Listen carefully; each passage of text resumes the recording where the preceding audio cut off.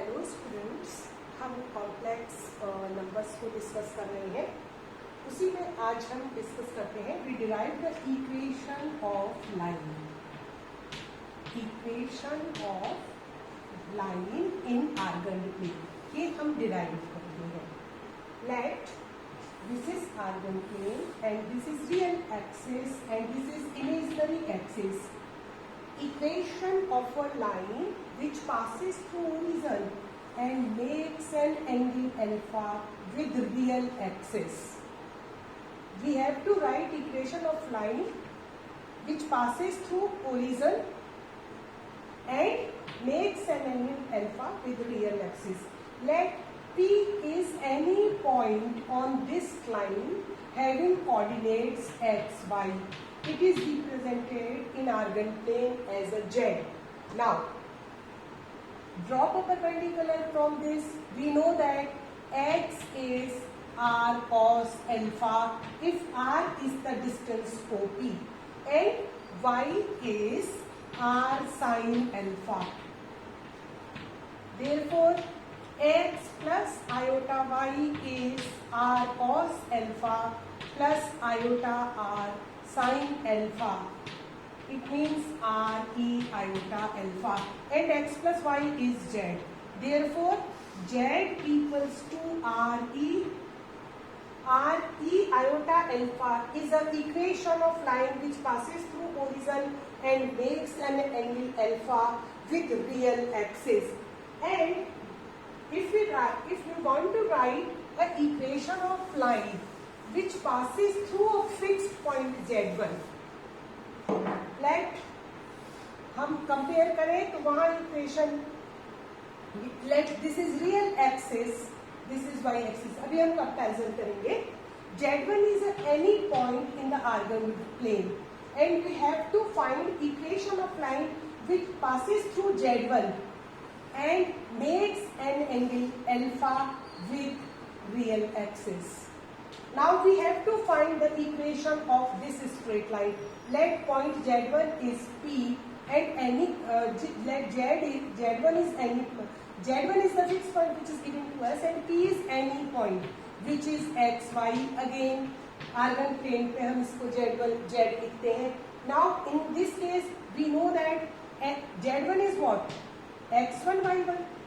Then x minus x1 is r cos of alpha, because we are writing an equation of a line which passes through Z1 and makes an angle alpha with real axis. This is real axis and this is imaginary axis as we know, and O is the horizon, and y minus y1 is r sin alpha.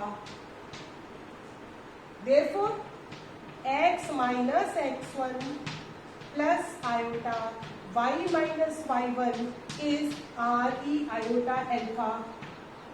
Cos alpha plus iota sin alpha is e iota alpha, and x plus iota y plus minus x1 plus iota y1 is r e iota alpha, and this implies z minus z1 is r e iota alpha and z is z1 plus r e iota alpha. This is an equation of a straight line. In previous lecture we also discussed the same type of equation when we find out the value of z minus z1. The equation of a line which passes through horizon and makes an angle alpha is z equals to r e iota alpha, and a line which passes through the point Z1 and makes an angle alpha with real axis is z equals to z1 plus r e iota alpha. Now third equation हम find out करें। इसी तरीके से हम find out करते हैं equation of a straight line in coordinate geometry. Now in Argand plane let Z1 and Z2 are 2 points. Now we have to find equation of a line which passes through Z1 and Z2. As we know, coordinate geometry y minus y1 equals to mx minus x1. or when it passes through x1, y1, x2, y2, then m is y2 minus y1 over x minus x1. यहाँ पर हम निकालते हैं z1 और z2 की, तो equation of line which passes through z1 and z2, it means from which passes through the two given points, we can derive in two ways. One way is in the parametric form and another is in the z1 z2 form. तो for this two ways के लिए हम इसको एक divide कर लेते हैं. तो फर्स्ट हम फाइंड आउट कर रहे हैं पैरामीट्रिक फॉर्म. पैरामीट्रिक फॉर्म में हम डिराइव करते हैं equation of line through z1 and z2. Now we have derived in previous lecture that ये z1 and z2 are 2 points in the Argand plane. Let P, this point is A, this point is B, and P is arbitrary point in between z1 and z2, and P divides in the ratio 1:λ. Then we have derived in previous lecture Z is z1 plus lambda times z2 over 1 plus lambda. पहले हमने वो किया था when P divides in the ratio n to n, और फिर हमने 1:λ किया था. Now this can be written as 1 over 1 plus lambda z1 plus lambda over 1 plus lambda z2. Or if 1 over 1 plus lambda is T, then 1 minus T is 1 minus 1 over 1 plus lambda, that is lambda over 1 plus lambda. Therefore this equation becomes Z equals to TZ1 plus T1 minus TZ2. This is an equation of line which passes through Z1 and Z2 in the parametric form. Now the third equation is Z equals to TZ1 plus 1 minus TZ2. This is an equation of line which passes through horizon, makes an angle alpha. This is an equation of line which passes through Z1 and makes an angle alpha with real axis. And this is equation of line which passes through Z1 and Z2 in parametric form. There is another way to find the equation of line which passes through Z1 and Z2, because as we know Z1 and Z2 are collinear points, and like P is Z. When these are collinear points, it means AP and BP, or these are angle between AP and BP is either 0 or pi. Now angle का representation कल हमने देखा था, कल हमने derive किया था दो लाइन सेगमेंट को ज्वाइन करने वाला. यदि ये पॉइंट Z है, ये Z1 है और ये Z2 है, देन ये पॉइंट P है, ये पॉइंट A है, ये पॉइंट B है और ये पॉइंट P है. Then AP is Z minus Z1 and BP is Z minus Z2. Then angle between these two lines we have already derived Z minus Z1 over Z minus Z2. In a similar way, यहाँ पर भी हम इसी form में लिखेंगे कि amplitude of Z minus Z1 over Z minus Z2 is either 0 or pi. वहीं से हमने लिखा है इस वाले ही आर्टिकल से, जबकि ये Z है, ये Z1 है और ये Z2 है. तो यहाँ इससे हम यहाँ से ये इसको ये लिख सकते हैं. नाउ वी ऑलरेडी डिराइव, इसको दोबारा से हम डिराइव कर लेते हैं. If Z is x plus iota y, then amplitude theta, amplitude of Z is tan inverse y by x. Now theta is 0 और pi when y is 0. And if y is 0, then Z is purely real.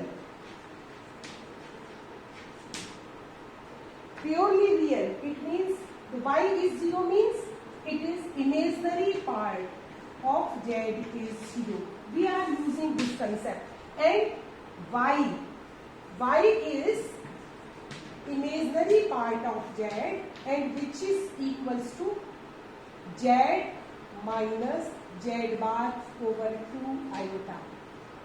Previously we derived all these results. Now using here, now amplitude of z minus z1 over z minus z2 is either 0 or pi because A, P, B are collinear points. Now as amplitude is 0 or pi, it means this number is purely real. Purely real. Or this implies कि imaginary part of z minus z1 over my z minus z2 is 0. As we know, difference of two complex number is again a complex number. It is a complex number. It is a complex number, and quotient of these two complex number is again a complex number. Therefore, imaginary part of this complex number is 0. Now, what is imaginary part? It is 1 over 2 iota z minus z1 over z minus z2 minus z minus z1 over z minus z2 bar. Z minus z bar over 2 iota. Now, simplifying this result, this equals to 0. Now, we know that z1 over z2 bar is z1 bar over z2 bar, and we know that z minus z1 bar is z bar minus z1 bar. इन दो results को हम यदि use करेंगे, then we get either this equals to 0, this equals to 0, but this is not equal to 0. Therefore, z minus z1 over z minus z2 minus z bar minus z1 bar z bar minus z2 bar equals to 0. और इसको right hand side में ले जाएं तो ये हमारे पास equal to आ जाएगा. Cross multiplication gives us z minus z1 into z bar minus z2 bar equals to z minus z2 z bar minus z1 bar. अब हम इसको यहाँ सिंप्लीफाई करते हैं और इस रिजल्ट को देखते हैं. हमारे पास आ गया. अब हम मल्टीप्लाई करके कोफिशिएंट्स को कलेक्ट करते हैं. z के कोफिशिएंट को कलेक्ट करते हैं. z का कोफिशिएंट हो जाएगा यहाँ पर. मल्टीप्लाई कर लें z bar minus z2 bar minus z1 z bar plus z1 z2 bar equals to z bar minus z1 bar minus z2 z bar minus plus z2 z1 bar. अब हम इसको simplify करें. सबको left hand side में लेके आकर के z के कोफिशिएंट्स को कलेक्ट करें तो z1 बार माइनस z2 बार यहाँ से और यहाँ से प्लस z बार के कोफिशिएंट्स को कलेक्ट करें प्लस z बार z2 माइनस z1 और तीसरी टर्म आ गई हमारे पास z1 z2 bar minus z2 z1 bar equals to 0. ये कैंसिल हो गई. अब हम यहाँ पर ये देखते हैं माइनस साइन कॉमन ले ले तो ये माइनस और ये प्लस हो जाएगा. दो कॉम्प्लेक्स नंबर का डिफरेंस एक कॉम्प्लेक्स नंबर होता है और इसका कंजुगेट लेंगे तो ये नंबर आ जाएगा. तो अब हम इसको लिख सकते हैं. इससे हम दो तीन रिजल्ट अच्छे से डिराइव कर सकते हैं. और यहाँ पे देखते हैं z1 z2 बार का कंजुगेट लें. हम यदि z1 z2 बार का कंजुगेट लें तो क्या हो जाएगा z1 बार z2. तो यहाँ हम ये देखते हैं कि ये जो एक कॉम्प्लेक्स नंबर है इसका कंजुगेट ये है. और हम ये जानते हैं, ये हम पहले भी डिराइव कर चुके हैं कि कंजुगेट में से इसको सब्ट्रैक्ट कर दें तो ये हमारे पास आ जाता है 2 iota y यानी 2 iota imaginary part of Z. इस रिजल्ट को हम यूज करें तो ये हमारे पास क्या आ जाएगा, Z1 bar minus Z2 bar minus Z bar Z1 minus Z2 plus 2 iota imaginary part of Z1 Z2 bar equals to 0। Now Z को हम डिफाइन करते हैं x प्लस आयोटा y, जहां x और y रियल नंबर होते हैं और iota square root of -1 होता है। इसका मतलब है कि, और इसको लिखते क्या है, it is real part of z plus iota imaginary part of z, but imaginary part of z is purely a real number, it means it is a purely real number, but this purely real number when multiplied by iota is a imaginary number. Now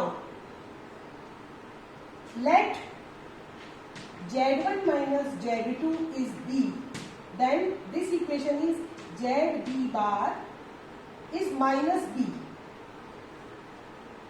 चलो b रहने देते हैं अभी तो, minus b z bar equals to 2 plus 2 iota imaginary part of Z1 Z2 bar equals to 0। और ये number हम यहाँ पे भी लिख सकते हैं।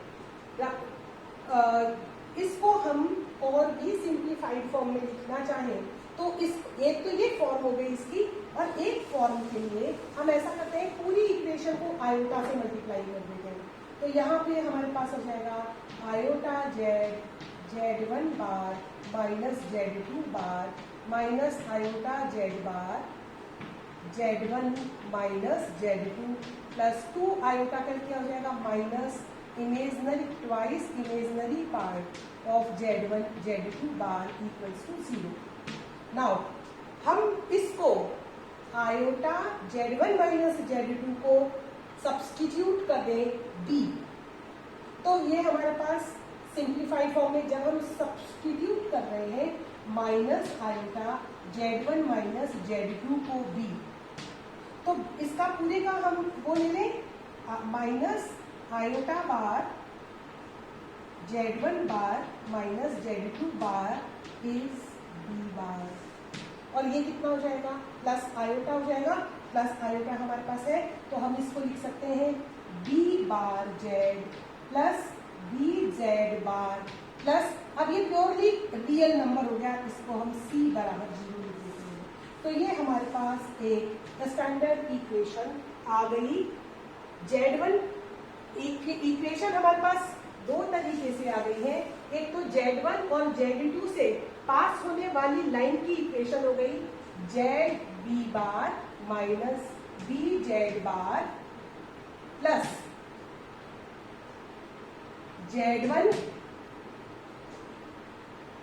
और Z2 bar minus Z1 bar Z2 equals to 0 where B is Z1 minus Z2, right. ये फर्स्ट इक्वेशन है, ये सेकेंड इक्वेशन है, ये थर्ड इक्वेशन है, ये फोर्थ इक्वेशन है, और हमने इसको स्टैंडर्ड फॉर्म में रखा। ये तो Z1 Z2 से पास होने वाली लाइन की इक्वेशन हो गई, और इसी से हमने स्टैंडर्ड फॉर्म में डिराइव किया, तो ये इक्वेशन हो गई हमारे पास ZB bar plus Z bar B plus C equals to 0 where B is a complex number and C is a real number. It is a complex number, capital C. तो ये हमारे पास चौथी इक्वेशन आ गई है, पांचवी इक्वेशन आ गई है, equation of line. ये पांचों इक्वेशन ऑफ लाइन यही हमने जो प्रीवियसली डिराइव्ड कंसेप्ट है उनकी हेल्प से डिराइव की है। Now we derive an interesting result from this equation.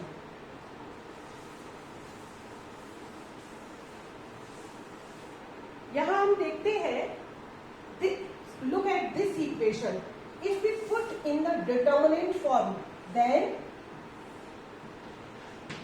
Z bar 1, Z1 bar 1 और Z2 बार 1। अब हम इसको एक्सपेंड करें Z1 bar minus Z2 bar minus Z bar Z1 minus Z2 plus 1 के लिए Z1 Z2 bar minus Z2 Z1 bar equals to 0.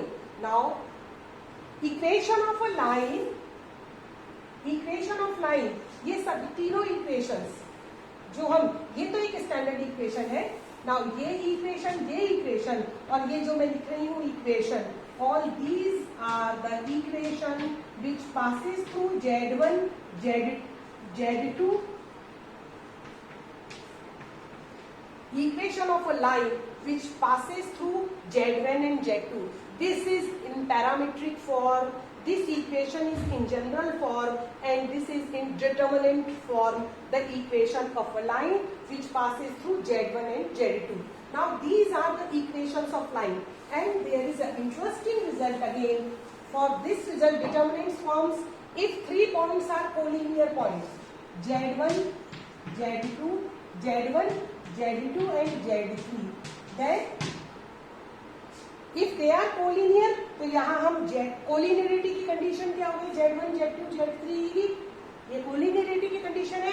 यहाँ केवल हमने Z की जगह Z3 लिख दिया है. तो collinearity of the 3 points, condition for the collinearity of 3 points is Z3 bar 1, Z1 bar 1, Z2 bar 1 equals to 0. This is the condition to be 3 points Z1, Z2 and Z3 to be collinear. ये collinearity की condition है. ठीक है, तो यहाँ हमने आज equation of line discuss की in different forms. This form is when a line passes through horizon and makes an angle alpha real axis. This is the equation of line which passes through the point Z1 and makes an angle alpha with real axis. This is the equation of line passing through Z1 and Z2 in parametric form. This is the equation of line which passes through Z1 and Z2, and this is a standard equation of a line, and this is equation of line which passes through Z1 and Z2 in determinant form, and with the help of this equation we derive the condition of the collinearity of the 3 points. Thank you. Do the sums and ask queries.